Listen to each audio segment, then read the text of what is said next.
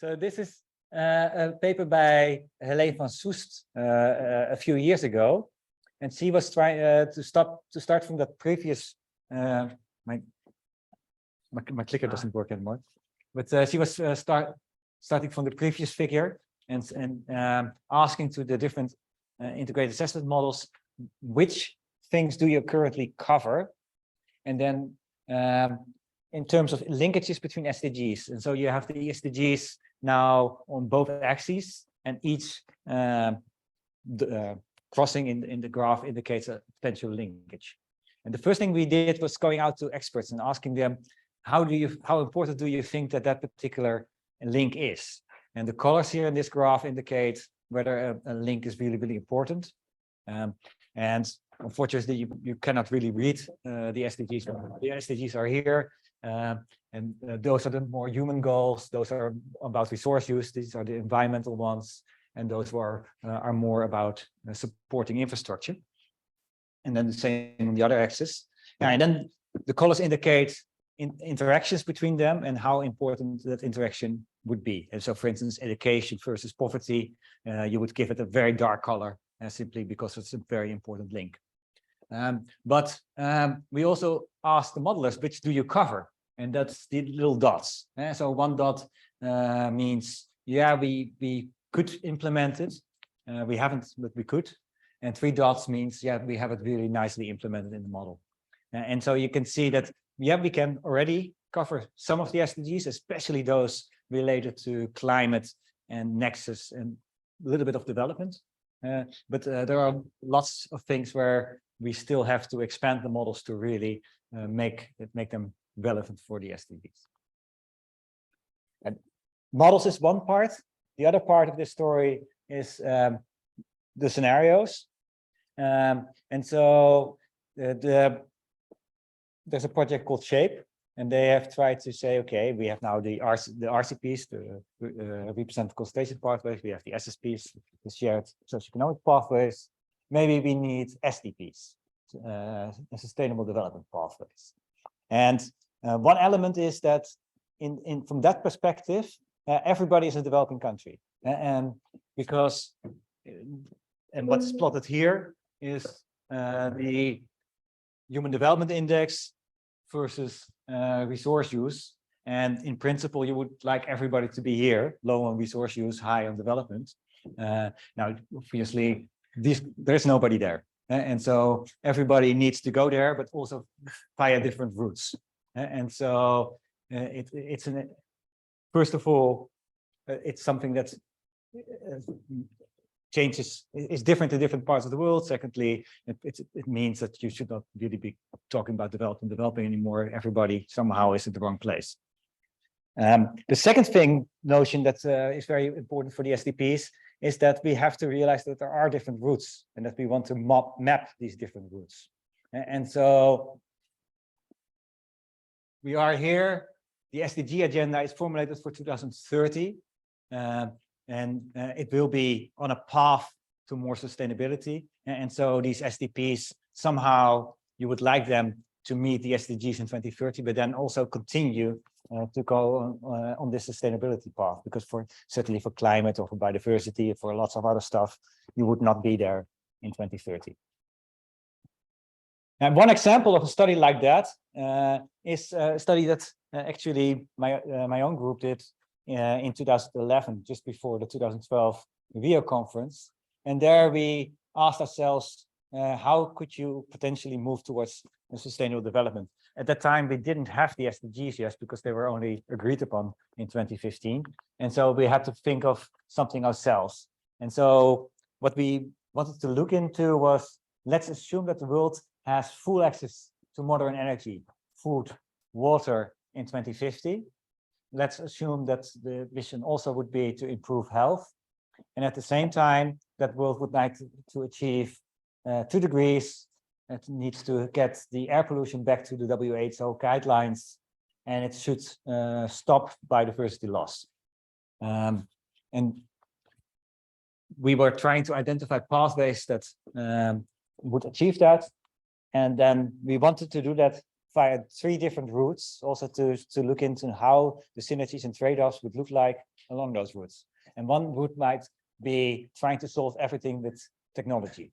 And so let's assume that we can increase yields, that we can decarbonize the energy system. So that is pathway number 1.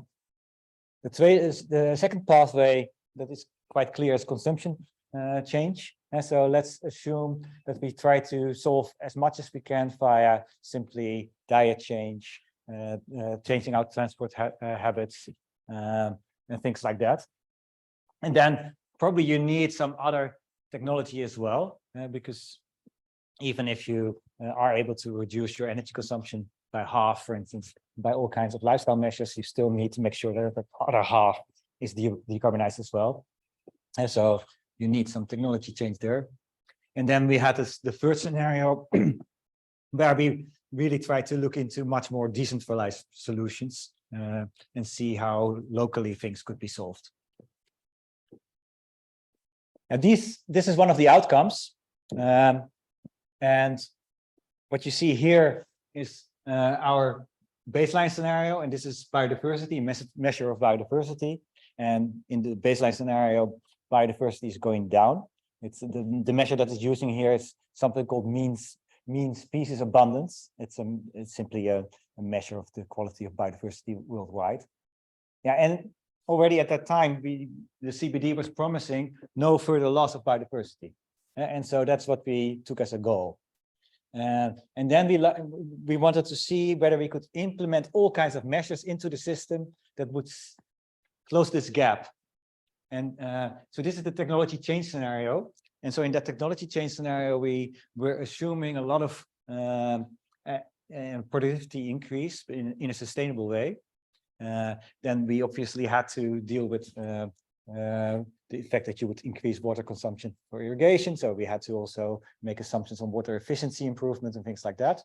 But this scenario is mostly closing the gap via agriculture productivity gains. Scenario 3 is the one where we assumed a change in diets towards healthy diets. And that light blue part here is actually the consequence of moving towards more sustainable diets. And as a result, we had to do much less on productivity increase. Other measures that are in there are, for instance, the advantage of decreasing climate change. And so this is because that scenario is also meeting the climate goals at the same time. That pressure of climate change on biodiversity was reduced as well. We also have the reduce of nitrogen emissions in there as well. But we were exploring different routes of how to achieve the goals. And then you can start discussing how feasible is it to increase productivity increase back to levels that are really, really high compared to the current rate. You have to go back more or less to what is called the Asian Green Revolution period in the 1990s, I think, where yields went up really, really fast. Or is it more likely that we can convince the world to have that diet change? And so the advantage of having these scenarios is that you could then look into feasibility issues, the consequences of different of these scenarios. We did the same for climate. This is much more conventional, much more in the way that you have seen last week, but it was happening at the same time. It's the same scenario, but here also the technology, the consumption change, and the different options that we were exploring. Yeah, and so 2 years ago, we asked ourselves, actually, how many scenarios are now in the literature that do the same thing? And so we tried to find papers that we would call sustainable development scenarios. And in principle, we only defined papers as sustainable development scenarios if they at least were reaching we're aiming to achieve 2 SDGs. But we made some exceptions. For some of the SDGs, we didn't find studies in that way if you had at least 2 SDGs. So in those cases, we actually accepted also studies that looked at a single SDG. And so this is what we found. So this is 140 papers that we identified, and then which of the SDGs do they cover? And many of them are looking into climate, of course. Many of them are looking into how to solve the hunger crisis. There's lots of stuff still on biodiversity. I come back to that as well, but some of the other SDGs like gender equality or institutional things are much less covered yet in the literature. The other thing that we noted is this is the number of SDGs that are covered in papers. And so many of the papers that we found actually are covering 2 or 3 SDGs. There was one single paper that was covering all 17. And actually there, and that's also because we require that it actually should be going in the right direction. We'll come back to that in a second as well. And now there are some papers that cover multiple SDGs, including the one that we did at PBL at that time. Yeah, so there's a lot of scope for improvement here and trying to find papers that look into more SDGs as well. And we could also map actually which SDGs are covered and how papers that cover multiple SDGs, how close that is to each other. And what you actually find out is that most of the literature that we found is actually climate change synergy literature. And these are papers that are looking into achieving climate goals and at the same time indicate, by the way, we have all these advantages for health because of air pollution, or we have, so that is this whole cluster here. The second cluster that is visible is here, that is around food, biodiversity, water. This is this nexus literature that people are trying to look into the nexus of land, biodiversity, water, climate. And so those are the 2 main areas of literature at the moment that look into multiple SDGs. We then actually, the next thing that we did was taking the 7 papers that covered most of the SDGs at the time and looked in a little bit more detail into them. And what you see here is which SDGs did they cover. And we also took from all those papers their baseline scenario and then their solution scenario. And so it's baseline solution, baseline solution, baseline solution for all these papers. And then also the colors indicate whether, according to that paper, we were moving in the right direction for that particular SDG. Sorry, completely in the wrong direction, which would be red, or at least in the right direction, which are these lighter green colors, or whether we would be achieving that particular SDG, which would be a dark green color. And then the numbers, you can't read them, but those are the indicators that the studies used to get their conclusion. So a few observations that we can easily make now. And so first of all, if we look into this baseline column, we see that in almost all the cases, the world is going in the wrong direction. But then if you look into the solution scenarios, we also see that most of the studies that looked into SDG achievement can make the world better, but many don't have completely green colors. And so most of these scenarios don't really meet the SDGs as well. And then there's this single study that, as I indicated, this is a study from the Potsdam group, Vuuren Circle, who actually looked into almost all SDGs. There's another study that did that, but we didn't count it in the previous graph because they only published the baseline scenario. But the other thing that you could note, and if you were able to read this, is this indicator stuff.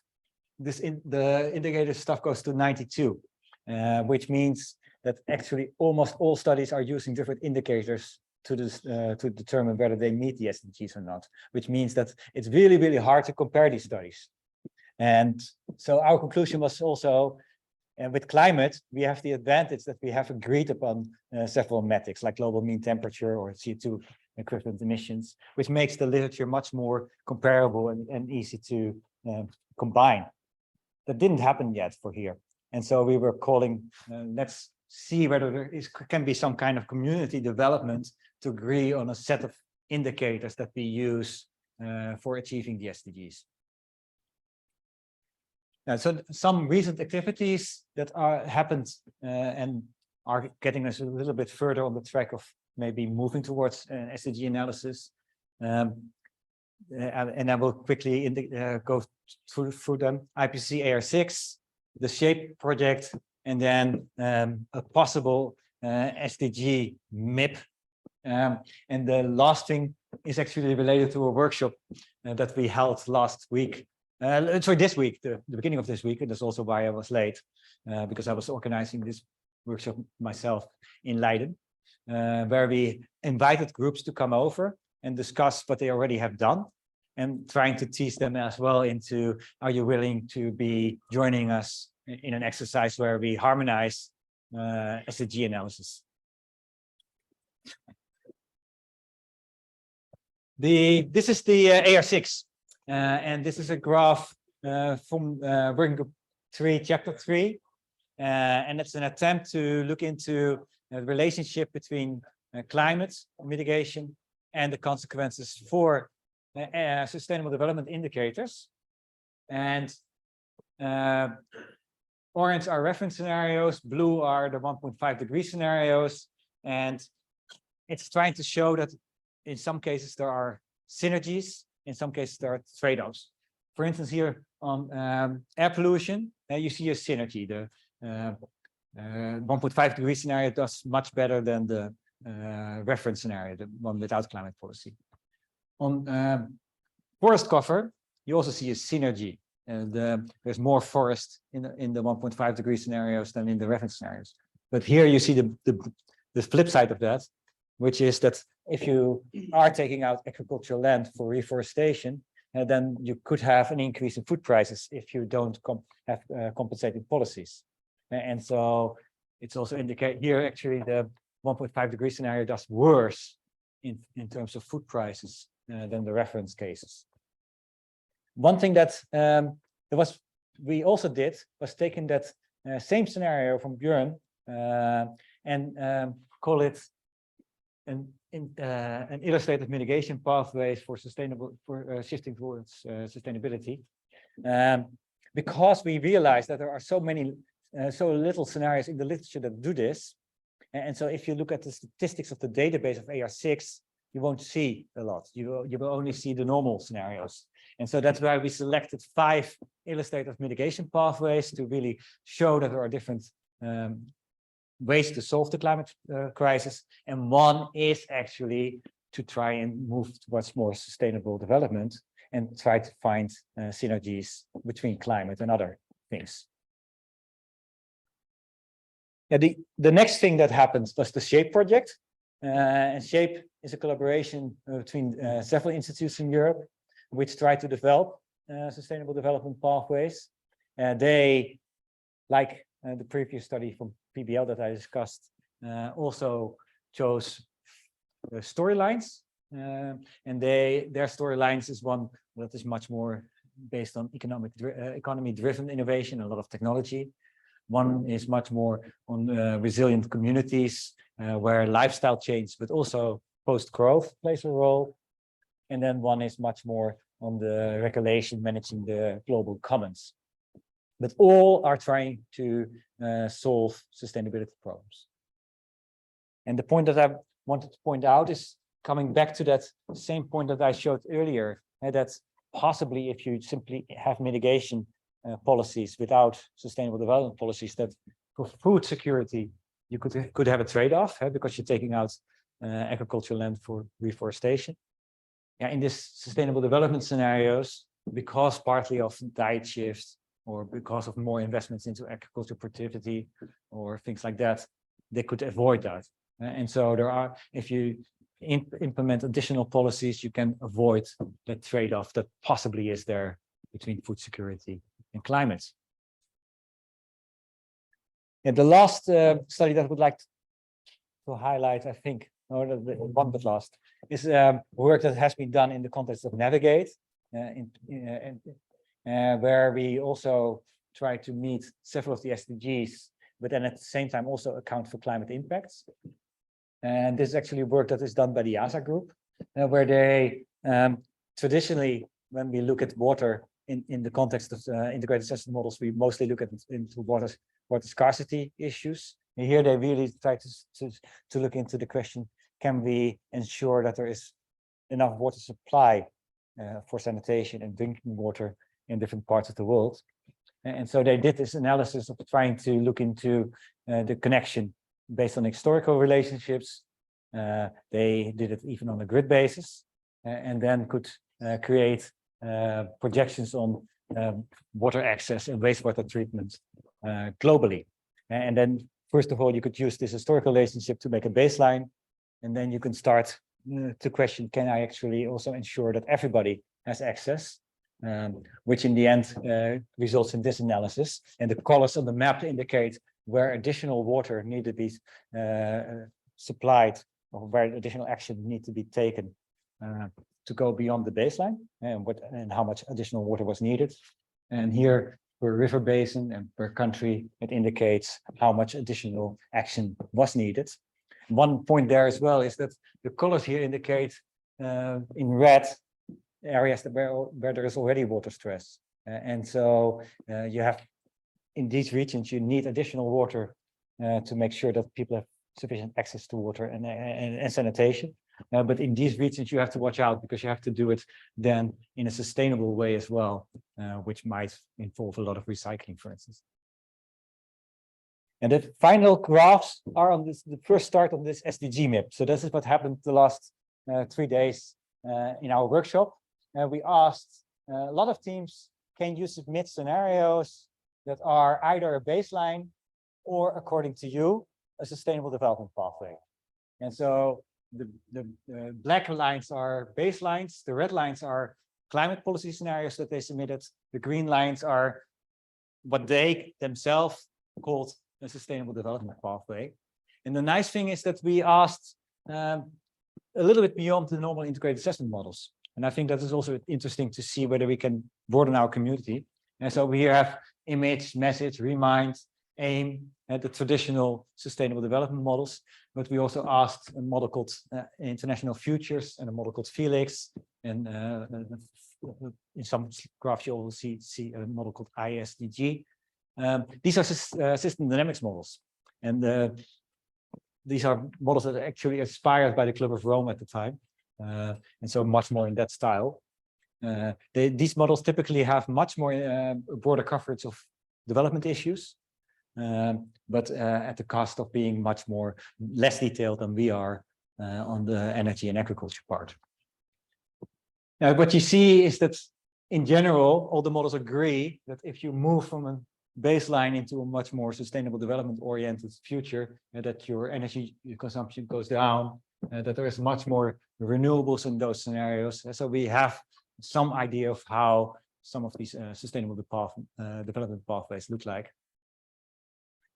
One other issue is that if you run normally our models and we try to solve them for Paris, we typically solve them pretty much also by adding a lot of CDR to these scenarios, either by energy CCS or reforestation, which have a lot of sustainability issues as well, because it's using land, because we're not sure whether those technologies are actually going to be developed. Now, typically, in general, we see that these more sustainable development type of scenarios, where consumption change is happening, require less of those negative emissions. So that's an advantage. Yeah, and I think for the next round of IPCC, this is actually critical. If we fill the database again with all kinds of scenarios where we did not look into equity, the issue that Kevin was talking about, with we implement cost optimal scenarios, and therefore we have higher cost in developing countries than in developed countries. If we submit a lot of scenarios where we're not dealing with development issues like access to energy, access to food, access to water, we're actually making an irrelevant database. It was relevant to do in the last 10 years. It was important to show that there are pathways towards 1.5 and 2 degrees. But now we're moving to implementation. And at this point of time, we should also submit scenarios, start to submit scenarios that are really implementable in the real world. And those scenarios that we published in the way that we published them so far create a lot of discussion among countries because of ignoring some of those development issues. And so we have to take it more serious to stay simply relevant. And so I really, really hope that this literature is going to develop in a different way. And so how much time do I still have? 45 minutes. Okay, great. Because I was asked to cover 3 topics. So one of them is the Sustainable Development Goals. The second was, can you look into the literature a bit more on the circular economy side? And the third would be on biodiversity. And I have still really enough time. So on the circular economy part, and so we know that one of the reasons why we are increasing our energy use is simply because we also increase the material consumption. And this is a projection. It's actually stolen from the not published Global Resource Outlook that is coming out next year. So be careful, it can't be published yet. And it's showing you how increase in materials is going up. And so it has here metal ores, it has non-metallic minerals, then it has biomass, it has fossil fuels. And so what we're doing, just as for energy, we are increasing globally the materials that we consume. And it has issues. It has issues related to pollution. It has really issues related to resource depletion. Some of these resources can be depleted. And it has also consequences for energy use, because creating all this stuff uses a lot of energy. And so the question really is, can we avoid this? Can we make sure that we somehow decrease that increase in primary material by using materials much more efficiently? Second, making sure that we recycle much more. And so there are now some projects that have started to look into this. And if we want to look into this, we probably have to see our models also in a slightly different way. And so traditionally, we would be looking into this part of the system, which is the energy system and the land use system, and how that relates to greenhouse gas emissions.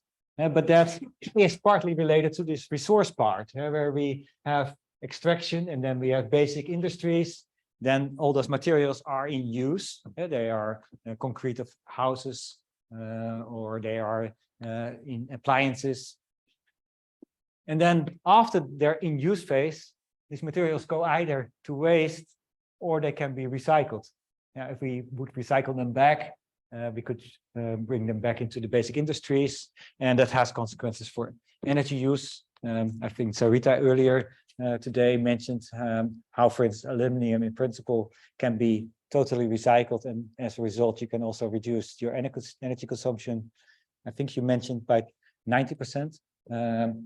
And so if we are looking into this, and we can see alternative ways of trying to go to zero emissions. And normally, we look into decarbonization, we look into more energy efficiency.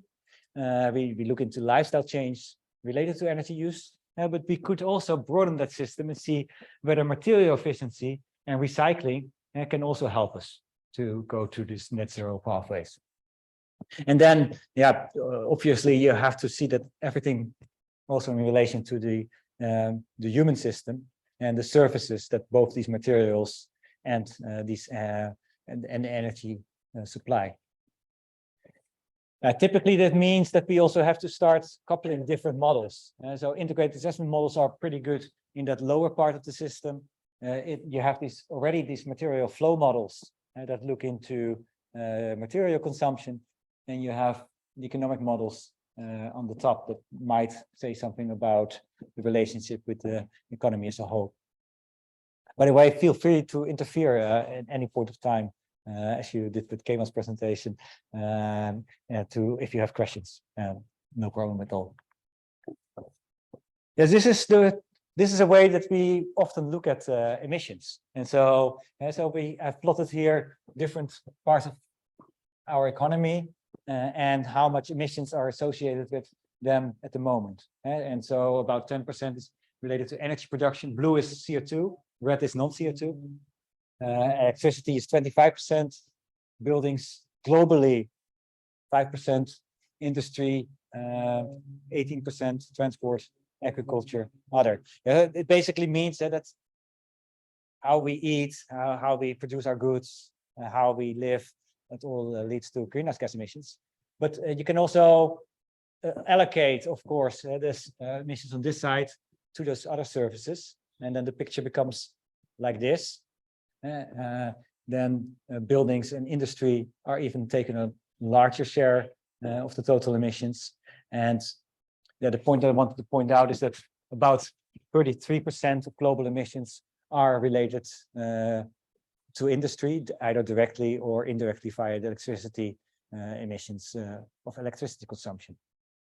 And so if we are thinking about reducing material consumption or using materials more efficiency, then we are trying to also reduce that 33% of global greenhouse gas emissions. Yes, Sarita.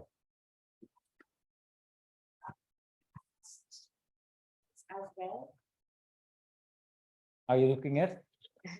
Substitution of materials. Yeah. So basically in automobiles, instead of steel, lighter metals, in infrastructure, instead of cement, I think this LC3 calcite cement is also being discussed in construction. Yeah, so in principle, there are different ways to make material use more efficient. One is using less. One would be to recycle more. The third would be to substitute. There is this MacArthur Foundation formulation with 9 R's, I think: recycle, rethink, as a way to reduce and improve material consumption. But yes, material substitution could be part of that. And for instance, people are now considering to use much more wood in the construction of buildings as a potential way to also store carbon in houses. Yeah, so if we look at the system like this way, there are lots of things that we could think of how to reduce those emissions from a demand side perspective. Now, this is our building stock and our building stock projections. And so in 2018, this is billion square meters in all kinds of, this is services sector buildings, and our projections is a big increase. We also spelled it out by different regions, and this is so this is 2015. This is the projected, and then residential and services, and basically a big increase in area projected in almost everywhere, especially in developing regions, which automatically leads to also the material consumption. And here we have steel, glass, and aluminum in buildings, and again, residential, urban, rural, and services, and then how much material that we use. Now, if we on this pathway that I described, the circular part, the recycling part, can only help us a little bit. And the reason is simply because the system is increasing so much that there's not an outflow that is large enough to cover the inflow. And so here we are actually both plotting the outflow and the inflow.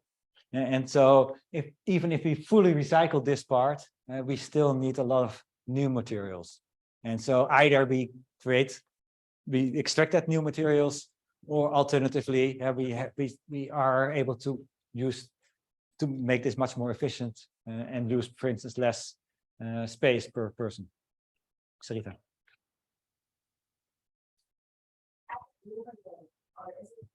Country level, yeah, so we did it at image region level. Yeah, so that's here we aggregated it to North America, Latin America, Africa, Europe, Russia. So the analysis is at the regional level. In this graph, I changed it into study develop. This is developed, developing, and then China and Japan.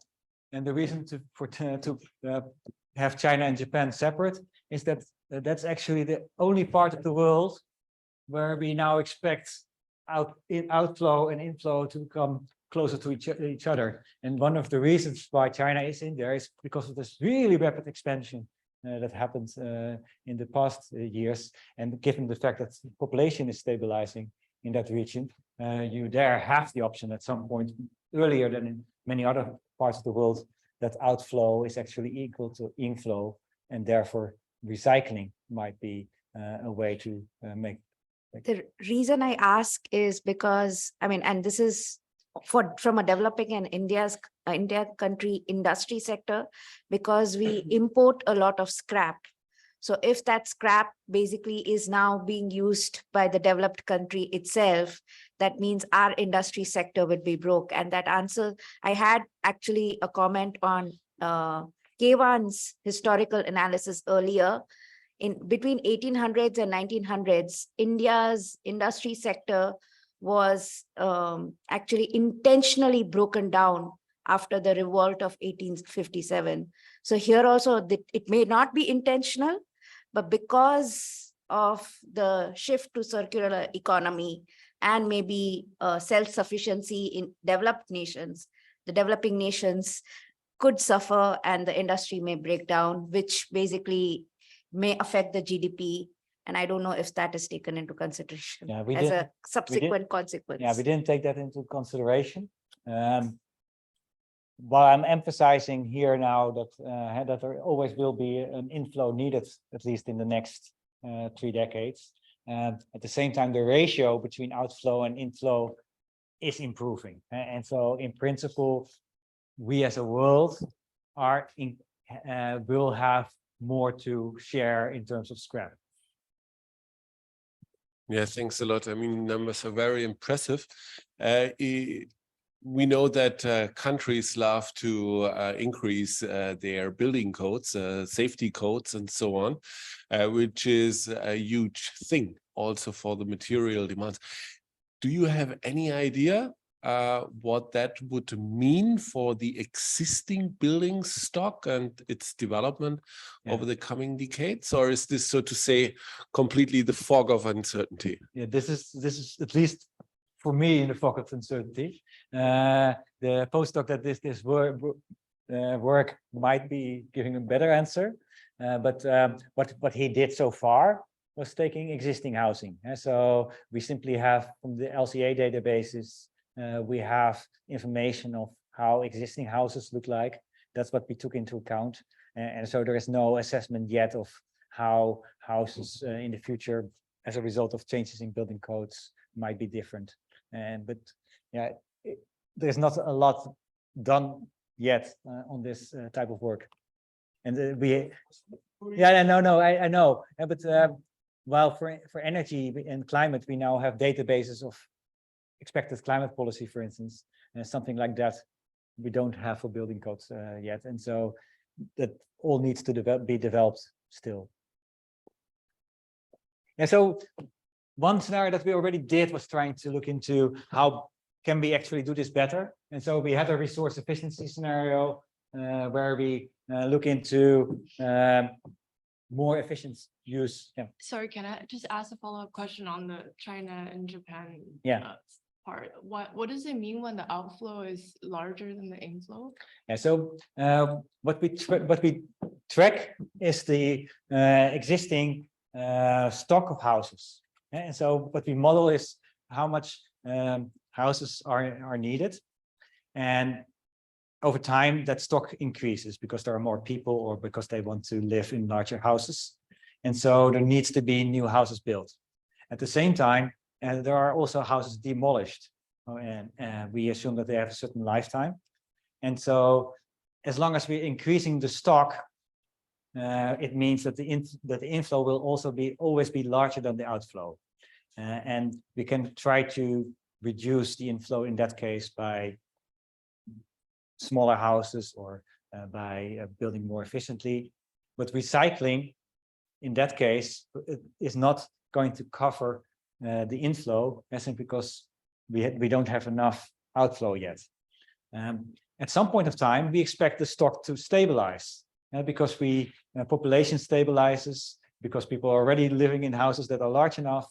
And then obviously at some point, the outflow will be equal to the inflow. And then at least recycling could cover the full inflow. And what I wanted to point out is that as a result of the population stabilization in those regions, this will be the first regions where we expect outflow to be equal to inflow. But what if when it gets larger? Then? Sorry, Like, when it gets larger, then the stock is shrinking, and then it means that the total amount of houses in cities is actually going down. But there's a second part of this story, because I'm now emphasizing the advantage of circular economy measures for climate policy. But the other way is also very important. The climate transition by itself also leads to particular demand for materials. And we can calculate that as well. Here we are calculating, in this case, for a baseline scenario and a 2-degree scenario, how much we need in terms of, in this case, first capacity. And so how much we need in terms of generation capacity, of storage capacity, and transmission capacity in our scenarios. And then obviously, in the same way that I did for the building stocks, we can then also calculate what kind of materials are needed to provide that storage capacity or that generation capacity. I can again go to the LCA databases and look up how much copper, how much steel is typically needed for a nuclear plant or a solar plant. So that we did that on the next graph.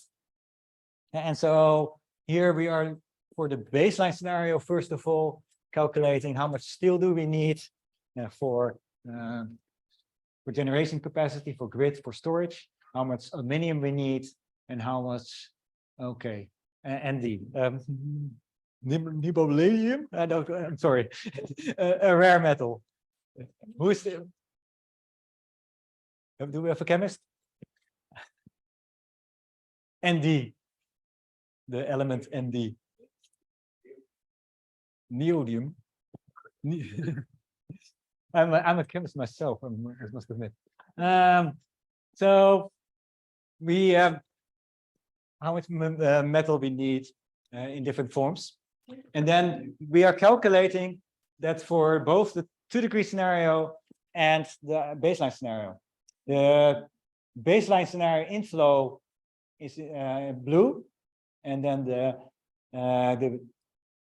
2-degree scenarios are the dotted lines, and the baseline scenarios is the non-dotted line. Yeah, the point is actually because we're building up a new completed system, we need more materials for the decarbonization scenario than for our baseline case. There is more steel demand in the decarbonization scenario. There is slightly more aluminum demand, and there is much more demand for that last metal. So that has some consequences. And also there, we calculated it directly from the LCA database again. So we did not assume particular efficiency measures that might be implemented, but also for this reason, resource efficiency policies might be quite important. We also did it. Here you have the same calculation, but then in form of a table. And so this is the inflow of our baseline scenario without climate policy. This is the inflow of our 2-degree scenarios for different metals. And for some of them, you see a huge increase in the material use that we need. For some, it might be not so important. The increase in concrete or even maybe the increase in steel, that's a temporary thing. But for some of the more scarce metals, this might be a much more important issue. Yeah. So surprisingly, lithium is not like taken into consideration here, because from the things I read, like for the electrification, lithium battery is very important, and there are a lot of discussion regarding the lithium market, global market, which is quite dominant by some countries. Yes, and I don't know why we did not calculate lithium, and yes, 100% agree. But this, the general remark that I'm making here is even more true. for some of those scarce metals. And my final part of the presentation is on biodiversity. And we are able to also start doing biodiversity analysis as part of the. For biodiversity, we are getting a similar situation that is somewhat similar to climate. And so there is a convention for biodiversity with also some concrete goals. And there's also, like, IPCC is helping the convention. There is also IPBES as an assessment that is trying to support the decision making on biodiversity. And as a result, you also see that there is now quite a lot of scenario analysis developing for biodiversity. And so this is the system that we use ourselves at PBL. We calculate biodiversity change as a result of a number of drivers, including nitrogen deposition, fragmentation, pollution, overexploitation and hunting, disturbance, and climate change. And we do that on the grid level. And for each grid cell, we calculate the value of biodiversity as a result of those pressures. And yeah, one of them is actually climate change. And that's land use change is obviously also a big driver of biodiversity, but that land use change, you need to somehow calculate at the same time as you're calculating the climate change, because climate influences the land use, but also climate policy, like reforestation policies or negative emissions, have an impact on land use change. And then before those drivers, we look into issues like infrastructure, the consumption of goods, energy systems, and food system. Yeah, and that is the way that we, in principle, try to say something about biodiversity change. Yeah, and one of the papers that has done this, and I think the nicest paper at the moment in literature on this topic, is a paper by David Leclerc from IASA.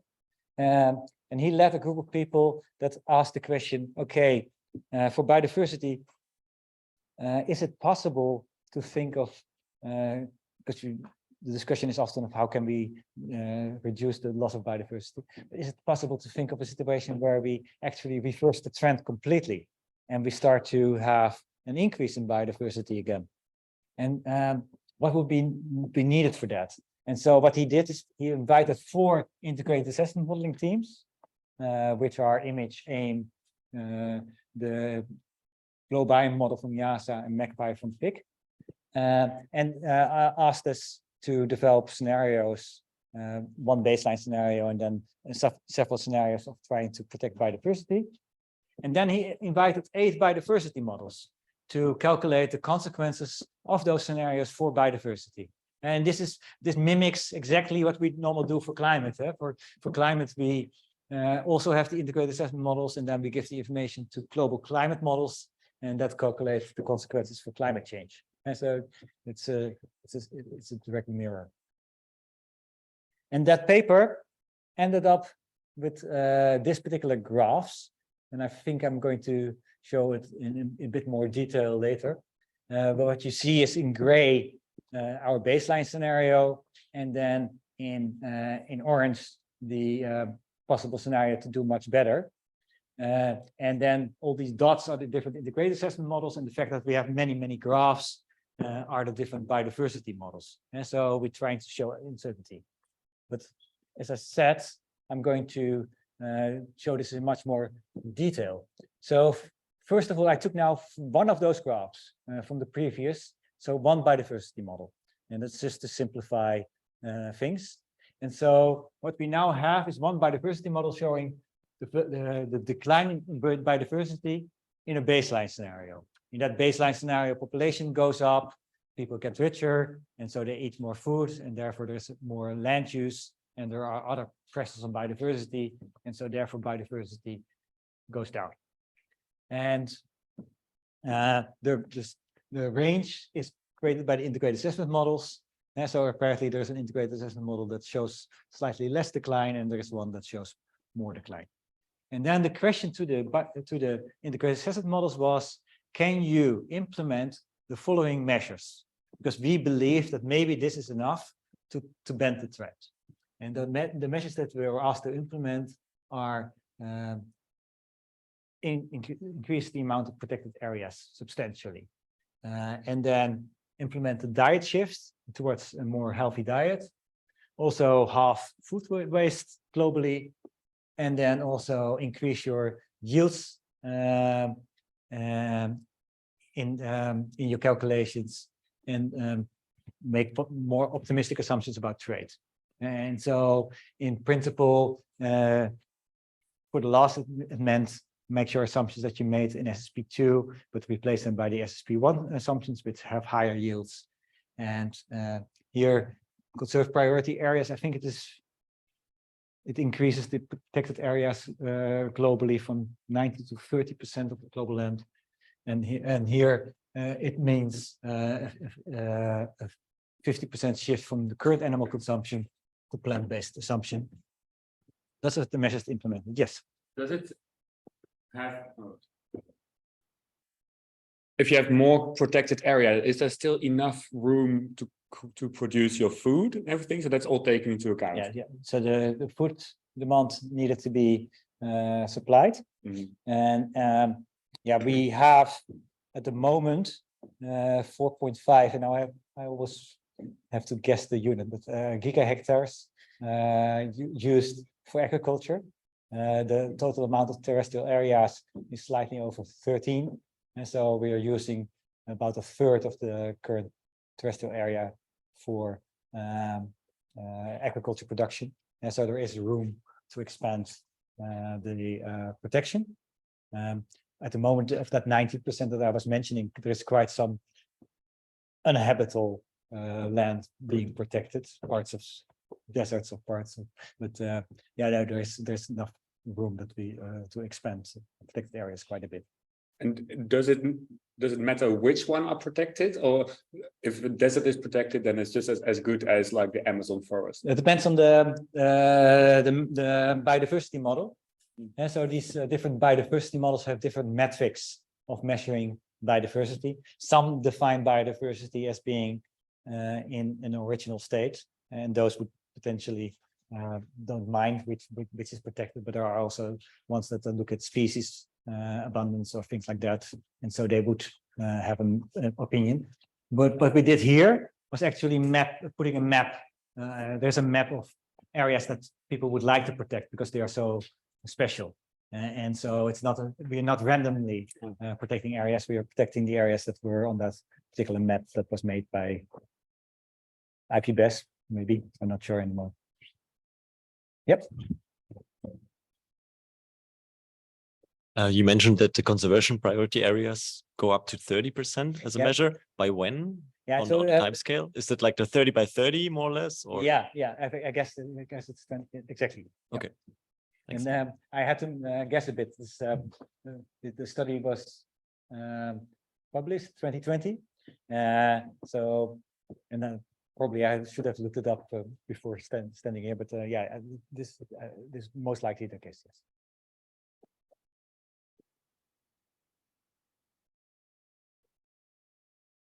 The title of the paper says terrestrial biodiversity. Yes. Is there anything similar for the marine biodiversity? Yeah, and not as much. So there's much more studies for terrestrial biodiversity than for marine biodiversity. I am not personally aware, but there is work in marine. There's also there's actually even a model comparison study which is called FishMIP. So there is coral map, yeah, maybe no, it doesn't exist, but there is work also on marine biodiversity. But I'm personally not into that literature, so I don't know exactly how far they are. Yeah, so we had these measures that I just pointed out, and so what we're doing now is to implement those measures into the integrated assessment models, and then the integrated assessment models can indicate how much that actually changed their model runs. And so here we implement them first one by one and then all together, but the final result is the following. So those supply side measures they can avoid some of that loss of biodiversity that is shown here. And I've tried to indicate more or less how large that was on those individual studies. And so that it makes a difference. Actually, these other two measures made a larger difference. The diet change and implementing that conservation areas had a bigger impact. But then you could actually stack them. You could implement them all together. And this is the final result. And then you see that we could indeed bend the trend in principle. These are extremely ambitious measures, so you can judge yourself how likely it is that we implement these things in the real world. But in principle, if we just go to a healthy diet, eat less meat, if we reduce food waste from about 30% to 15%, if we do indeed what we have promised with the 30 by 30, and increase yields. In principle, we can bend the trend of biodiversity and go towards a positive direction. In this study, and that is really important, and maybe I should have said it in the beginning, we did not account for climate change as a pressure on biodiversity. And so the real world is less optimistic than this, and this is the next step that needs to be done in this area to account for. This is actually from the image model. So similar work, but what we have done here is to plot all our scenarios that we have published over the last few years. That's where we calculated the biodiversity impact and the temperature. And so here you have the global mean temperature of our scenarios, and here you have the biodiversity, and the lower it is on biodiversity, the better on this axis. This is good, this is really bad. And here, temperature, 4 degrees, 1 degree. And so this is really good, this is really, really bad. Yeah, so these are simply scenarios that we have in our own database. And so here we have a lot of baseline scenarios, no policy. Then we have scenarios where we only implemented climate policy because we're doing this in the context of IPCC studies. And those are the blue ones. We also have scenarios where we only implemented biodiversity measures. Those were the orange ones. And then we have in green scenarios where we implemented both climate and biodiversity.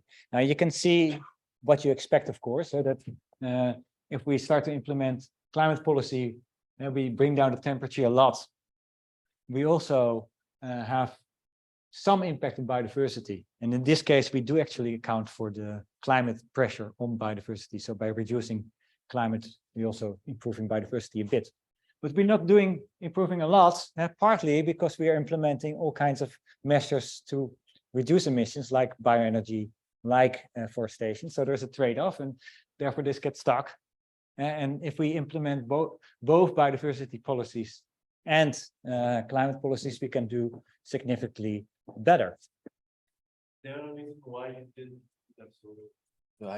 all the IPCC scenarios, like they don't provide enough information to. And this is simply our own image database. That you need additional information that image has, and then you don't get from the IPCC scenario. Yeah, so we needed a biodiversity calculation, and so we have in our own within PBL a biodiversity team called GloBio, and so I could only include all those scenarios that have been run both by image and by GloBio. And if I wanted to include the full IPCC database, then I have to get the data on a gridded basis from all those scenarios and give that to the GloBio team. So I can't just do it from the AR6 database for every single model. I have to get gridded data first. And we do it also on a grid level, as I indicated. And obviously, you see, if you look at tropical versus subtropical, that most of the biodiversity pressure is actually in the tropical region. And so the most, you see typically that we can get lower in the subtropical than in the tropical region. There are less scenarios that do well there. So for the tropical region, seems.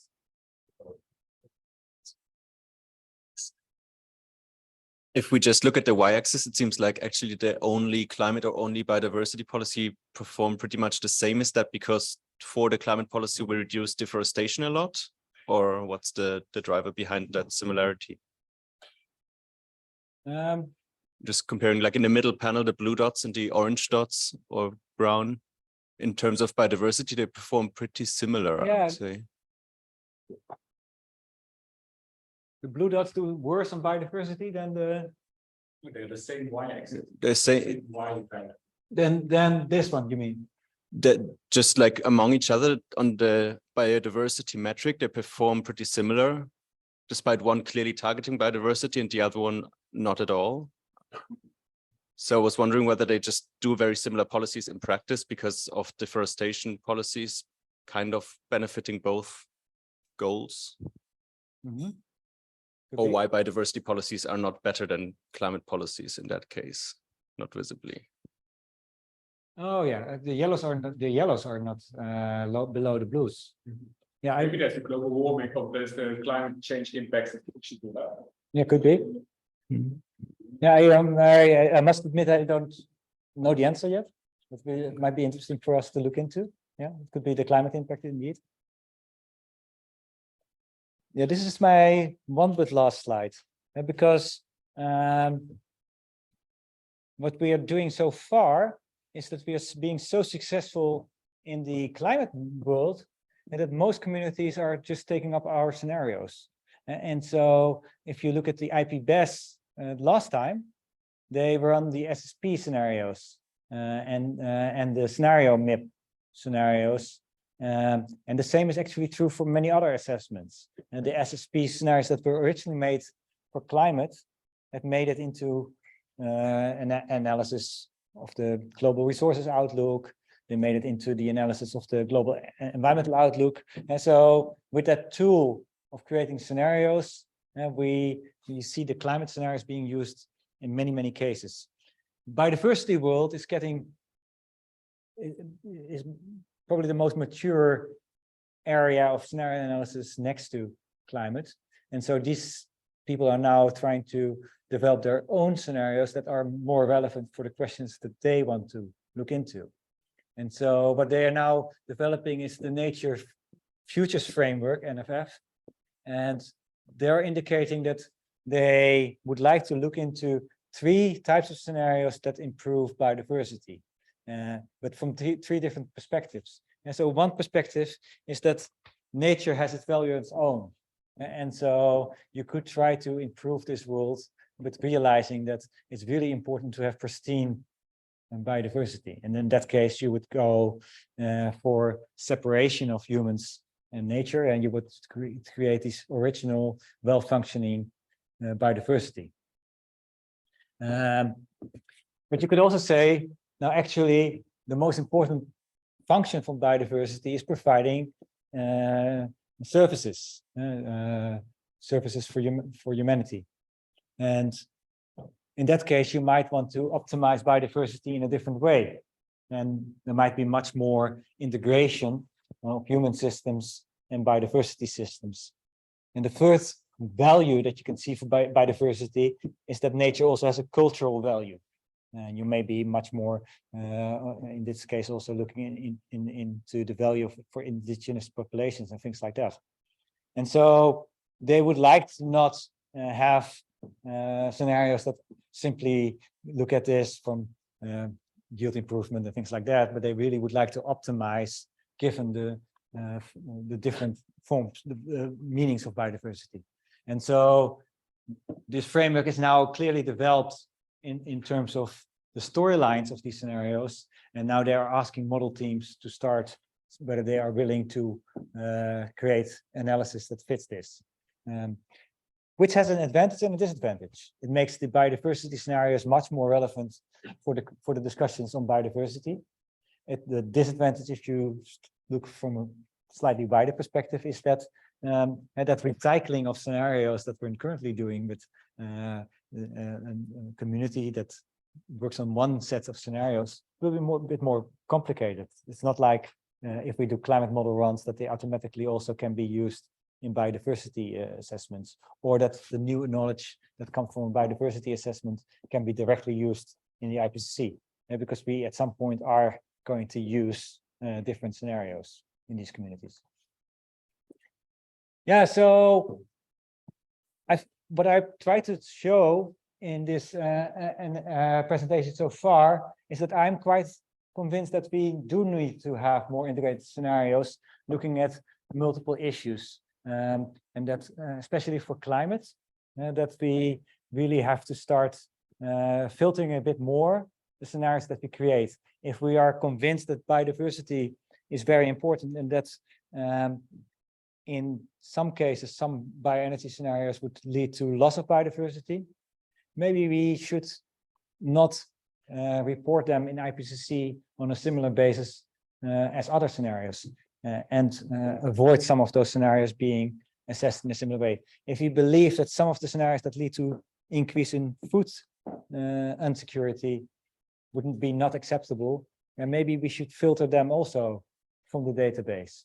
And if we believe that access to energy, access to food, access to water is a fundamental condition for developing countries to be interested in climate policy in the first place, and then maybe also here, let's make sure that the database is filled with scenarios that fulfill that particular condition. And so more than in the past, I think just showing that we can get to 1.5 or 2 is not the question anymore, but try to see whether we can address these multiple crises at the same time. Yeah, and if we do so, yeah, we will see that there are trade-offs in some areas, but overall what we have seen is that often there is much more synergy, and there are some measures that are extremely good in synergy, like the example I gave from reducing your meat consumption. And that might avoid that situation that we are at some point trying to fight among all the good things in life, which one is the most important. And I think personally that is the challenge for the integrated assessment modeling community in the coming years. Thanks.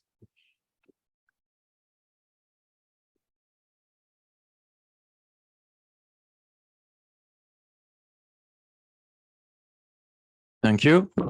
We have a bit of time for questions.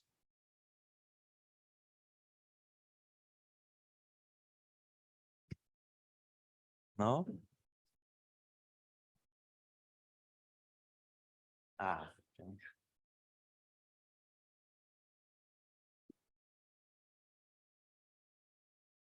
So you mentioned that related with nature, we have different values attached to it that change based on culture and like education, all these things. And I do this kind of analysis more like with surveys and try to understand like how people, which kind of value is attached to nature by people. But I was wondering, how can you include an integrated assessment model, these differences in values of nature? Yeah, now for these two, I have some idea. I must admit, I find the blue one very, very difficult. But for nature, yeah, there are these two perspectives anyway in the discussion on biodiversity of sharing and sparing.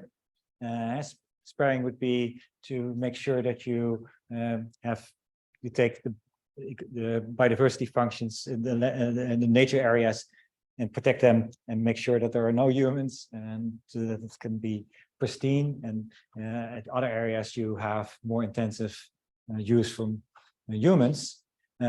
Versus no, you want to share, you can integrate functions. Maybe that's the way. So that whole discussion of sharing versus sparing, I can do something in the integrated assessment model.